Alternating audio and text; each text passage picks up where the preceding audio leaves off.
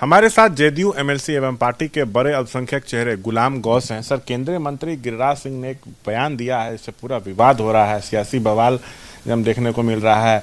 उन्होंने कहा है कि अगर मस्जिदों से फतवा जारी करोगे तो हम मंदिरों से हुंकार भरेंगे। उन्होंने एक विशेष समुदाय को नमक हराम कहा, यहाँ तक कहा कि केंद्र और बिहार सरकार की योजनाओं का लाभ लेते हैं लेकिन वोट नहीं देते। सबसे पहली बात तो माननीय मंत्री गिरिराज जी को समाचार पत्र में बने रहने की आदत है, इसीलिए वो इस तरह का बयान देते हैं कि लोग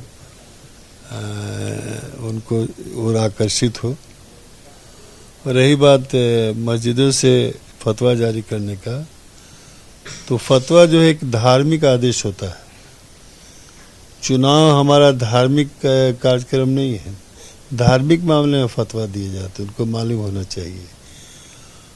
और रही बात कुछ मठाधीश लोग नमक हराम बोल रहे हैं, अब कुछ कठमुल्ले भी कर सकते हैं कि यदा कदा उल्टा पुल्टा बयान देते हैं उन्माद फैलाने के लिए समाज में।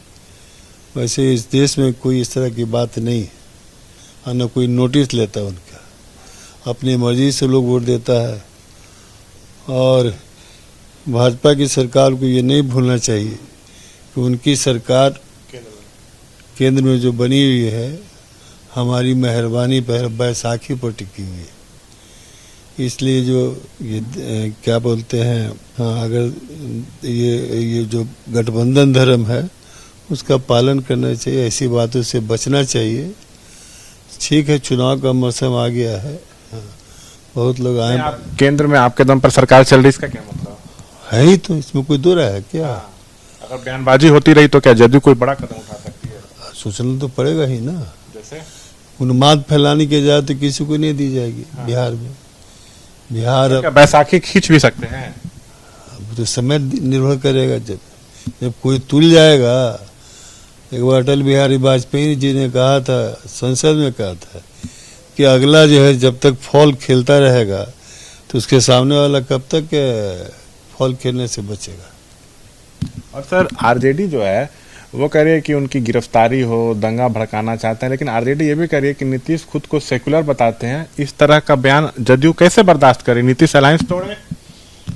अब उनकी मर्जी है ना। हम लोग तो कांग्रेस के खिलाफ लड़े थे जेपी आंदोलन में, तो क्यों कांग्रेस से सांठगांठ किए हुए, जिसने देश में इमरजेंसी लागू किया था। जयप्रकाश जैसे नेता को गिरफ्तार किया गया था, दर्जनों नेता गिरफ्तार हुए थे।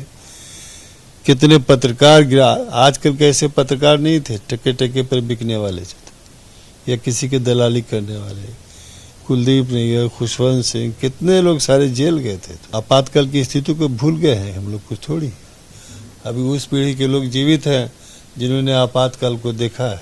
तो देखिए, ये है गुलाम गौस हमसे बातचीत करते हुए गिरिराज के बयान पर। कैमरा पर्सन निरंजन के साथ मैं शशांक कुमार, एबीपी न्यूज पटना।